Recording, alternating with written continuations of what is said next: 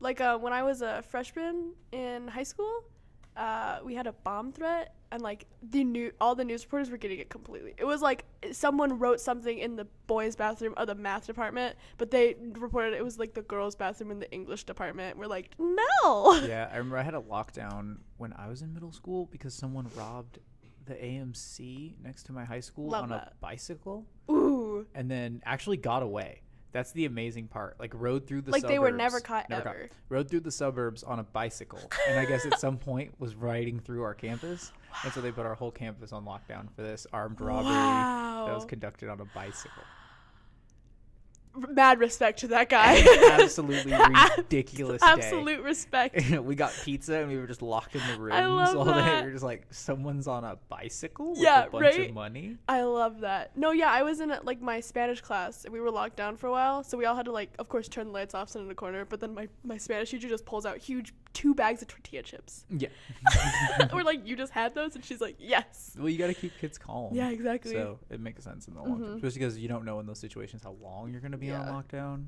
So if there's no, and there's no immediate danger because you know exactly what the situation is. Yeah. The situation is somebody robbed the AMC down the street and they're in the general area. Yeah. So you don't know when they're going to be cleared or like arrested, or for a fact they're out of the area. They weren't sure if he was hiding in the neighborhood somewhere. Okay. So they had to keep us on lockdown for like so long, like the entire day. And then they walked us like individually. Because they don't, just a man on a bike. Yeah. They would walk us individually to parents' cars or to the buses. Like everybody was walked like almost one at a time. Well, because that guy could have just like, they could have been like, we're looking for a guy on a bike. Ditched the bike. Yeah, and then just hid out by some like right behind the school. Yeah. And they didn't know that. Yeah. But this weekend, I got a Pac-Man frog. A little frog. A little froggy named Yajirobe, keeping with my Dragon Ball Z naming themes. But he eats everything. Little dubia roaches, little worm. When he gets bigger, he'll eat worms. Mm-hmm. But I mainly got him in case my snake doesn't want to eat. Sure. Because when he gets big enough and my snake doesn't want to eat, I can take the rats and feed them to the frog. Yeah. Oh. Yeah. The frog eats rats. No. Yeah. Swear to you. It will eat rats on occasion.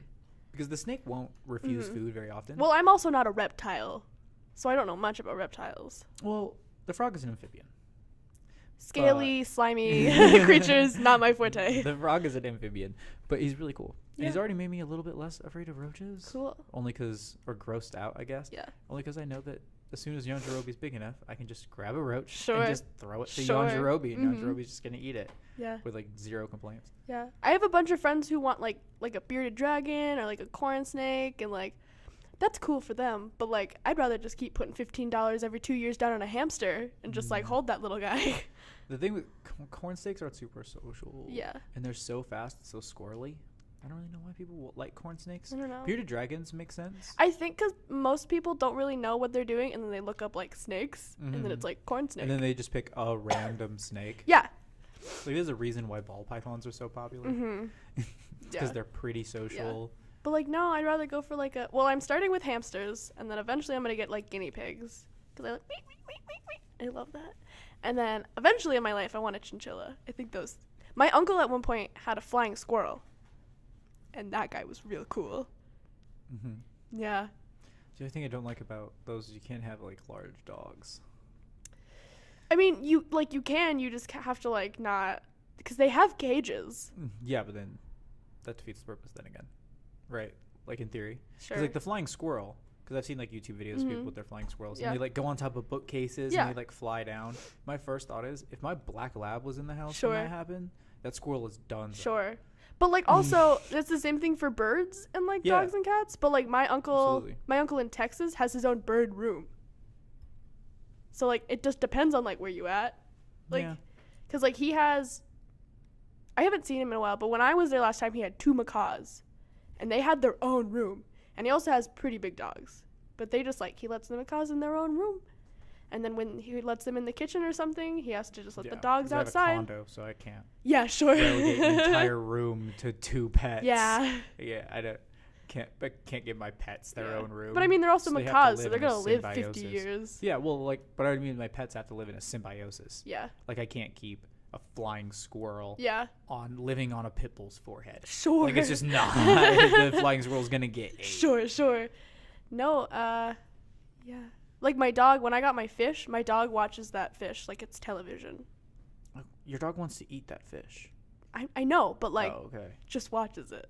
He's gonna eat that fish eventually. No, she won't. She's old and she's doesn't have the energy to eat no. If you didn't feed your dog long enough, your dog would yeah, but we feed her. Your dog would for sure eat that for fish. sure. You go on vacation for too long and you're like, oh no, I didn't put enough food in her bowl. Oh, that fish is so gone by the time you get back. Absolutely. But like she's old and she has no energy, so she just like watches it. Dude, I realized how dark dogs are when I went to feed my snake for the first time, and this cute little furry little dog that's like a living stuffed animal got so excited when it heard the rat die in the snake cage. He got so excited. And then I realized, how old is your dog? 3. Okay. Then I realized that's what the squeaky toy noise is replicating, is the sound of a dying animal. Cool. So when they toss the squeaky toy around and they go right for the part that squeaks, they're going for a kill shot on a toy. They're practicing murdering. Love that. That's what the playing, quote unquote, is them like murder practice. And so like, he got so excited. I mean, they are animals. Yeah, they absolutely are. Which is what I'm with that flying squirrel consideration thing of like, flying squirrels are tight. Yeah. But if you have labs, which have a really hard like hunting instinct that you can't override. You can't stop them from jumping in a pool. Yeah. Definitely can't stop them from grabbing something out of the air. That would be a freaking Well, like we didn't have, when Sandy was a puppy, like she's 13 now, and we have a cat who's like the most docile cat I've ever met. Like is not a cat. Like doesn't want to eat anything, doesn't sleeps all day. And we don't know how old this cat is because he just showed up in our house one day. But like, I've been pretty lucky with my animals that the hamster, the fish has not been eaten by the cat. Yeah. That is pretty lucky. But I also have like secure tops on them. Yeah. You get those like cat-proof tops. Yeah. I have those on my reptile and amphibian cages. I don't even have a cat.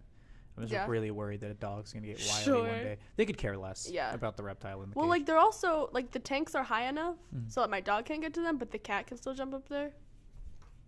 Yeah. My dogs don't really give a shit. They don't really seem to care about the reptiles. No. It's just a danger noodle to them. Sure. They're just like, oh, it's another. What is that? Yeah. Even in the wild, they would probably avoid it. Sure. Yeah. They'd probably be like, oh, danger noodle. I'm gonna go around. I mean, same. Or like, play with it or something. Yeah. Because every time my friend just moved in with his giant pit bull, and every time that I pick Greg up to like hold him, because he's like a 10-pound, 7-pound dog. I love that dog's name is Greg. Yeah. Every time I pick Greg up, Izzy will jump up and start nipping at his legs. She thinks he's a toy now. Cool. I was like, oh, sweet. Now it's a toy. Yeah. It's not a living thing. It's a toy. It's not a dog like me. So it's like this really weird dichotomy of like trying to get all your animals to interact like they're in. It's so weird because like when I grew up, I definitely want to mix between little dogs and big dogs because I do really love little dogs. Like, have you seen a miniature dachshund with its tiny little legs? I love those things. But I also love like Rottweilers and like she's a Labradoodle right now. So she's a lab and a poodle mix, and I love her to death. And like she's like a good 40-pound dog. So there are like very few little dogs that I like at this point anymore. Especially because so many of the little dogs, we've bred them to be so tiny and so deformed. They have so many health issues. And I love French bulldogs, but they're so many health issues. And do I really want to like keep funding that? And also, just to get a French bulldog is $6,000. Yeah. Does the dachshund need to be miniaturized? Yeah. It's already got deformities? Yeah. Like, do you need to accentuate those deformities again? I know my friend Emily has a toy poodle, but, like, she adopted him that way. Yeah.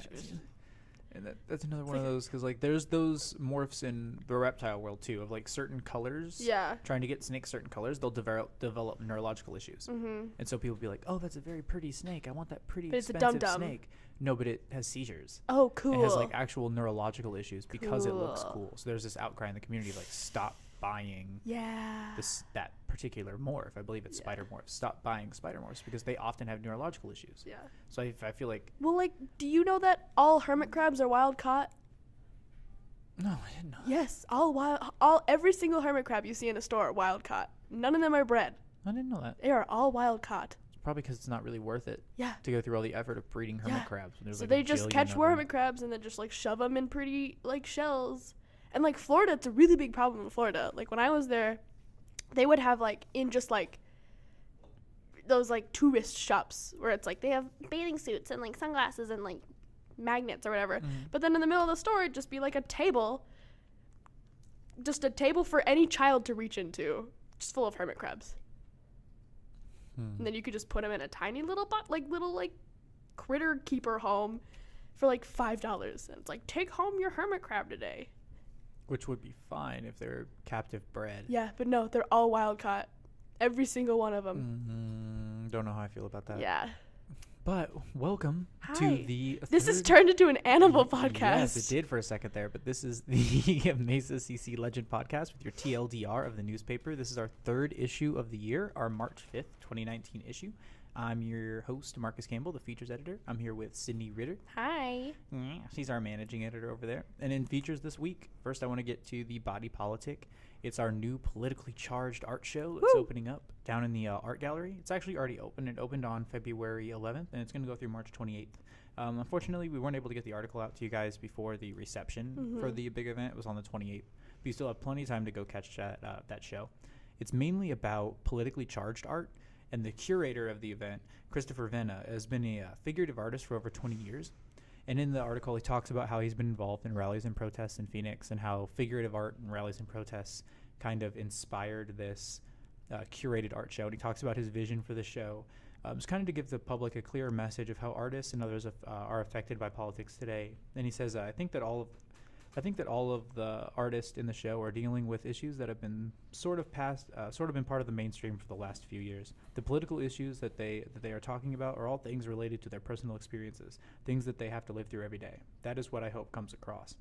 So definitely check that out. It's very politically charged. There's awesome art down there. Yeah. Awesome art. So definitely go check that out. It's going to be running till March 28th, and it's free to students. A few weeks. Yeah. Yeah, it's free to students, of course, and that's at the MCC Art Gallery, which is right in front of the MCC Theater. If you're not familiar with that, it's also by the SC buildings, if you're familiar with that area. I think that's like the south side of school. Yeah, on the south end of campus. Yeah. Not the east or west, the north. South. Dead south end of Dead campus. South. You can't go any southern. You can't any more south, and you're going to hit the parking lot. And then the canal. Yeah. And then also in features, this issue, we talk a lot about PTK. We have two PTK articles. Yeah. The first is by, I'm sorry, I forgot to mention that last article, the Body Politic article, was done by Kim Cabria. She's a student in the 215, JRN 215 class. She does a lot of good stuff. And this next article is from Brock Blasdell. He's our new opinions editor. He's also a student in the 215 class. And he wrote an article about the new generation of Phi Theta Kappa and the new governing body that it's been elected, and it mainly focuses in on one girl, Abby Atonal Rodriguez, and what she's doing in the organization. And she was actually elected to office in her first year with PTK, which is really cool. So if you want to read Brock's feature on the new generation of Phi Theta Kappa Honor Society and how they're helping students and working with students, then you can definitely check that out on page 10 of features, right before the culture section. And Sydney, you wrote the other PTK story and features. We gave PTK a lot of clout this week. We did.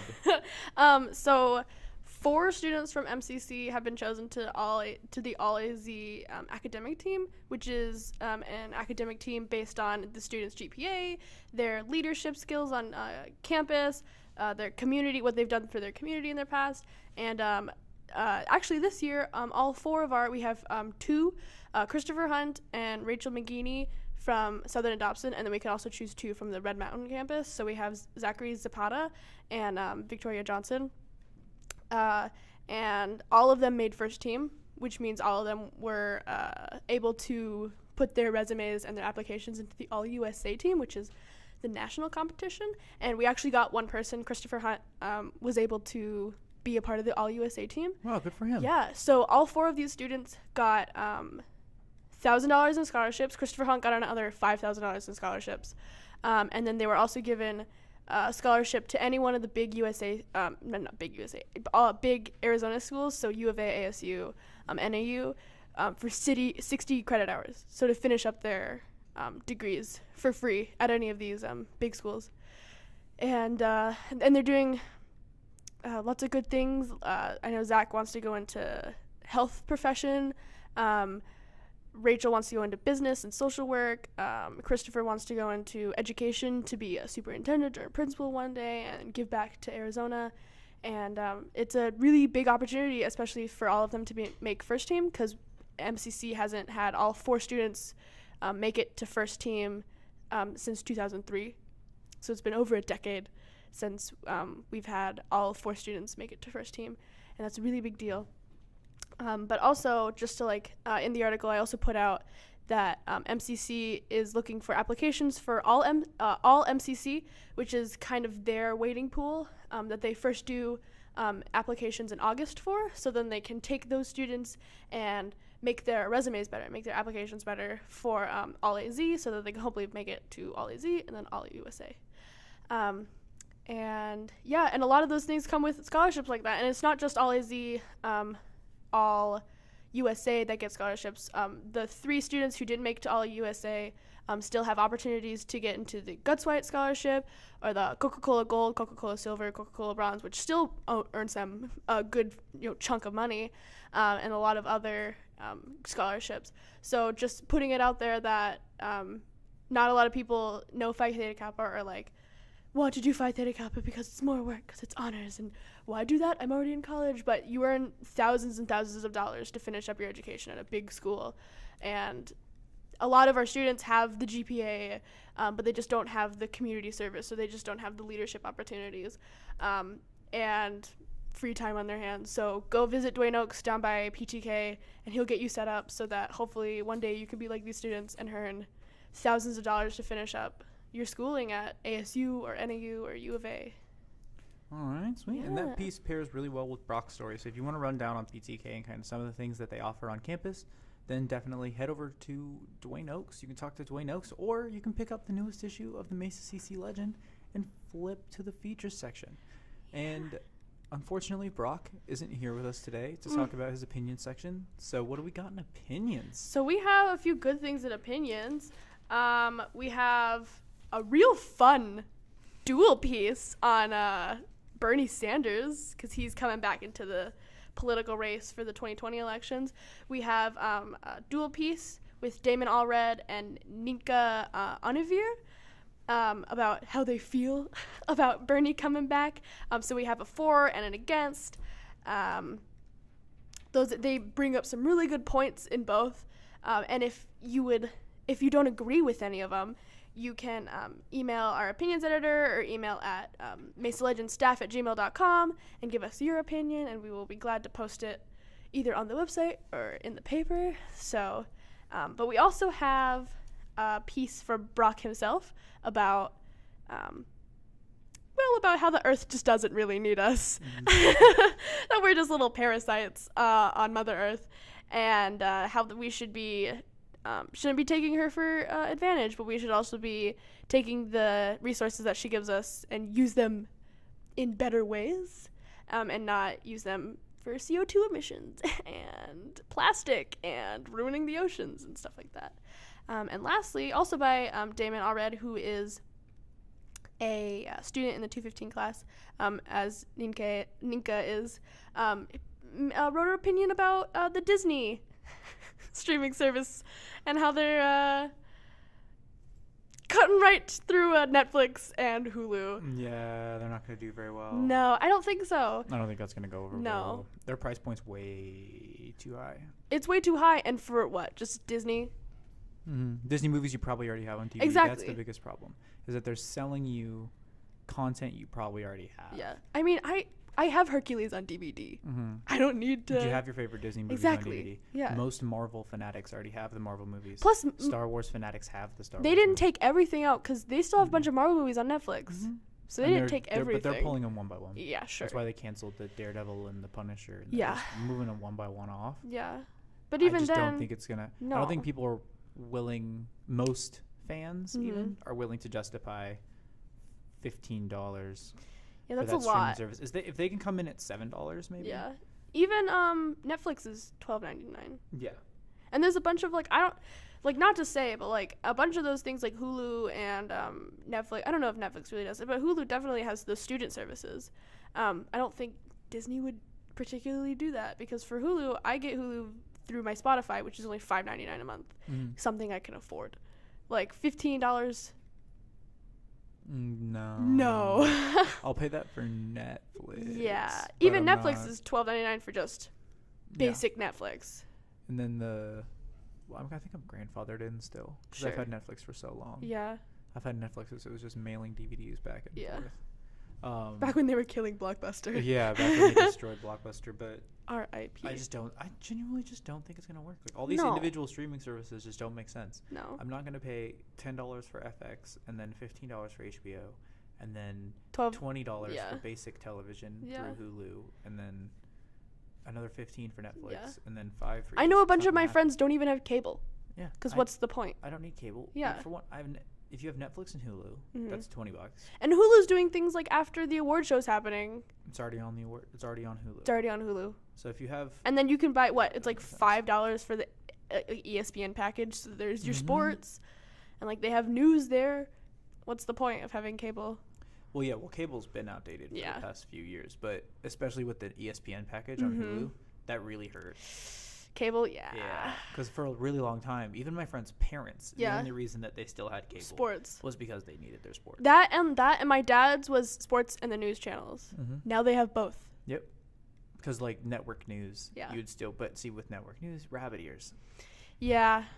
And then the more and more of that mainstream news media that gets backed up online, the less and less you need to actually watch it on cable news. So I don't know. I feel like that Disney streaming service is gonna. It's not gonna work. I think they're just like, we're Disney. Of course it's gonna be big. Yeah, we're Disney. It's gonna go wonderful. I don't think it's gonna work. No, it's not going to at all. And then if you look in our paper too, our cartoonist Casper drew us a really cute little. Yeah, very B-roll Mickey. Yeah, very copyright safe Mickey Mouse. Yeah. He's got little bean toes and. Yeah, I'm not trying to get sued by the mouse. No. Especially as we're talking smack about their streaming service. But Rob isn't here this week. He's busy working over at MCTV with his family to talk to us about sports. So I'm going to give you a quick rundown there. The men's and women's basketball teams, they're done for the season. Both those seasons have wrapped up. Oh, no, they haven't. Particularly, their regular season has wrapped up. And they're heading into their playoff seasons. They both had some pretty rough seasons. I know men's basketball is in probably the toughest division in the States. A very, very, very, very, very competitive division. And then they have their first game Saturday, March 2nd against Arizona Western in the postseason. The basketball teams were also honored this season with the NC7 jerseys, if you've forgotten about those. Our track team is heading into the Indoor Nationals, which is pretty cool. So there's a huge list of all the people who will be competing in the different events in the sports section for that. So definitely check that out if you're interested in the track. MCC has 21 athletes that are going to participate in the event. Steve Jacobs is the coach over there, so hopefully they'll do really well over at that. Then we also have the 4 Thunderbirds selected for all ACC AC teams. We have Raja Billingsley, Elijah Moore, Diamond Fuller, and Cheyenne Begay. So all of them were named to ACC AC teams, 2 men and 2 women. And then we have Rob Steiner's sports editor's opinion, which is about referees. So definitely check that out on page 14 of our sports section in the MesaCC Legend. What do we got in news? We got a lot of good things in news.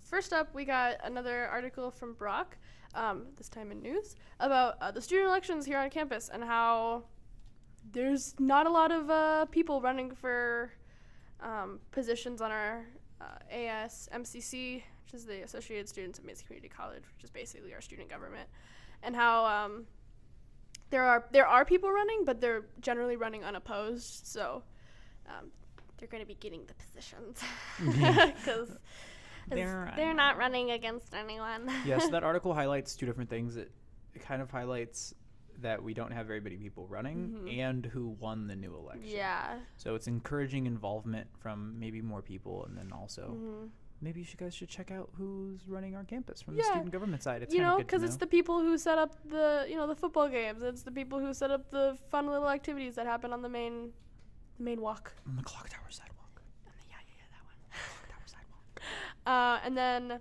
from Allison, our social media editor, we have a piece on a tax increase started a few days ago, March 1st. So there's going to be a rise of 2% increase on taxes. And no bueno, so she kind of wrote this piece, interviewed a few people who are going to be affected by it. Yeah. And she kind of breaks down how much that tax is expected to generate and where it's going to go. So it's expected to generate $25 to $26 million. Yeah.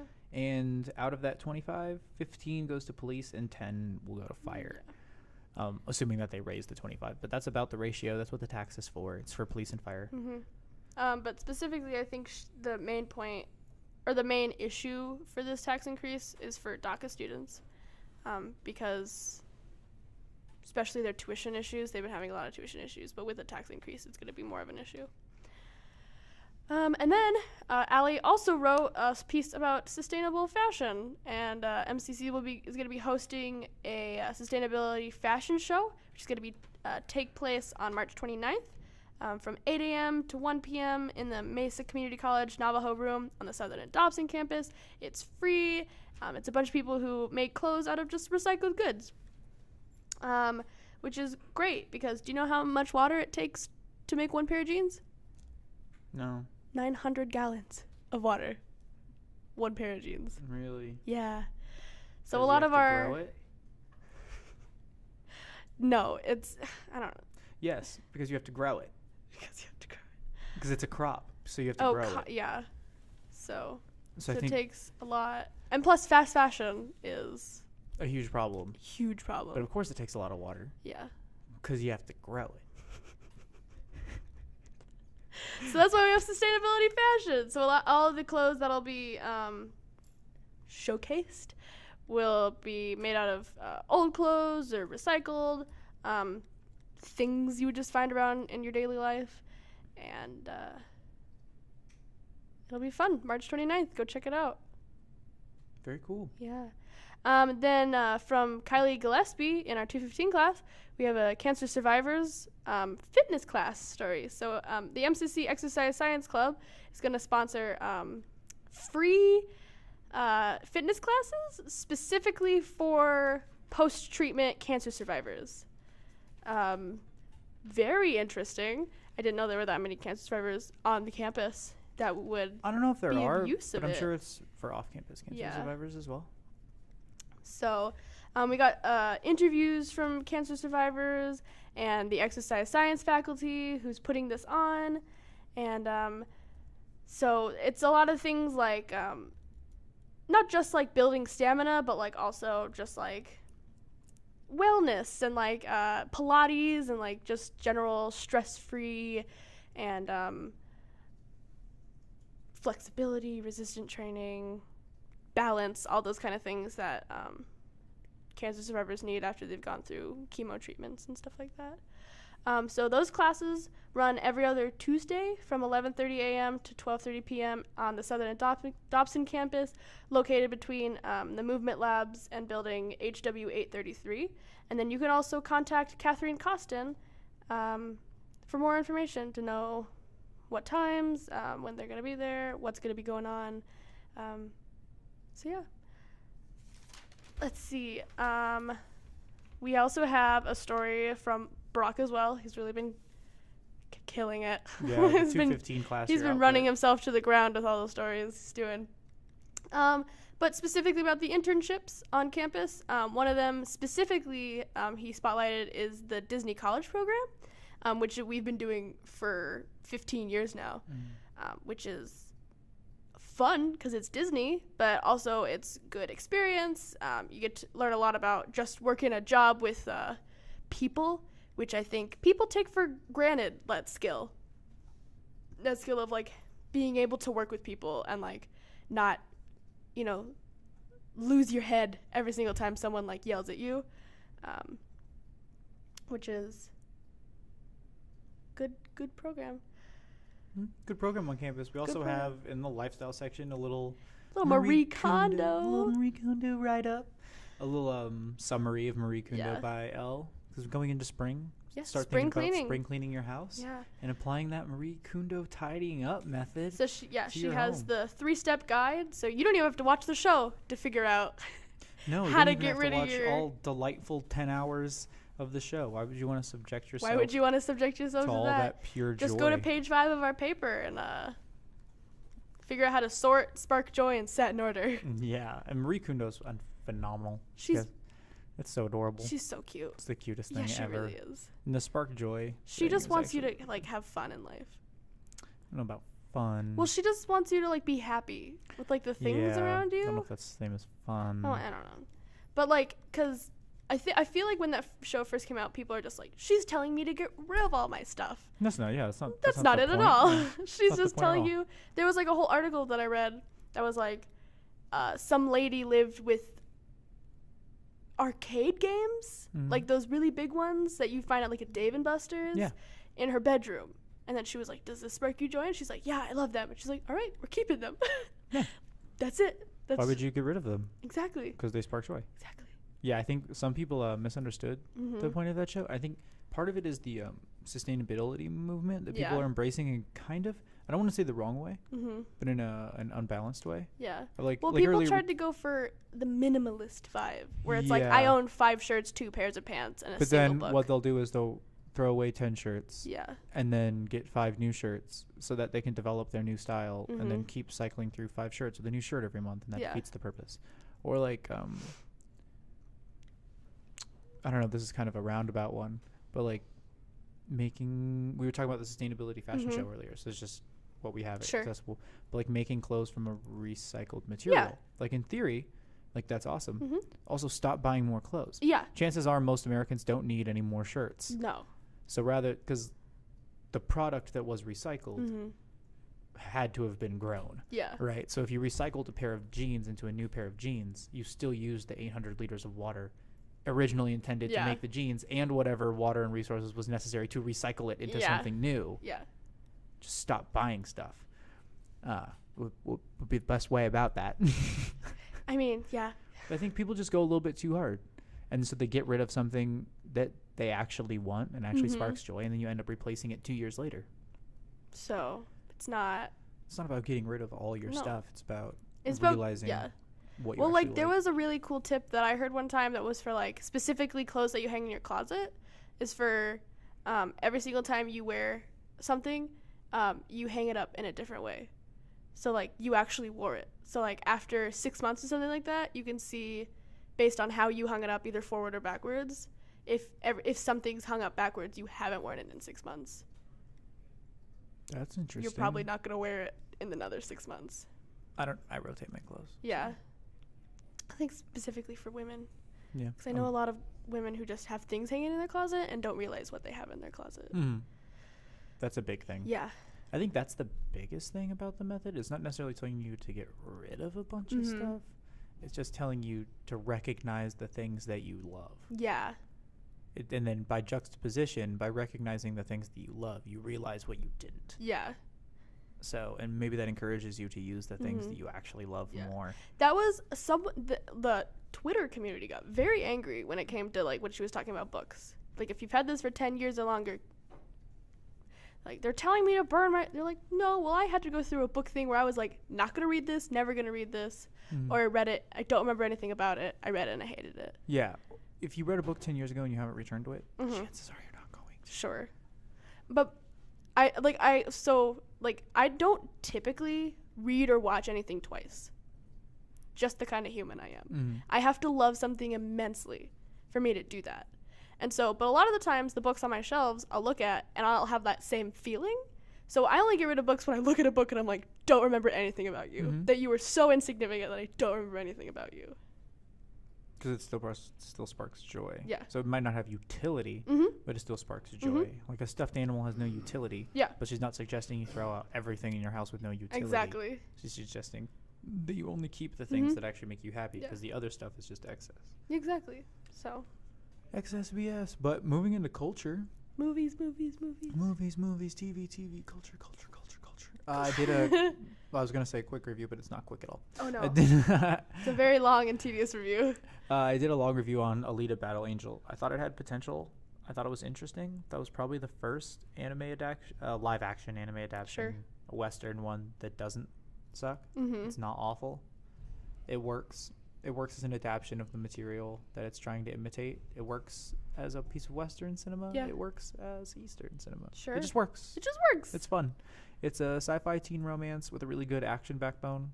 It's got all James Cameron Robots. special effects. Yeah. It's got robots. Yeah, it's got robots. It's got all James Cameron special effects, but all Robert Ritter, you guys' authenticity and personality. Cool. It's like Spy Kids meets Terminator. Ooh.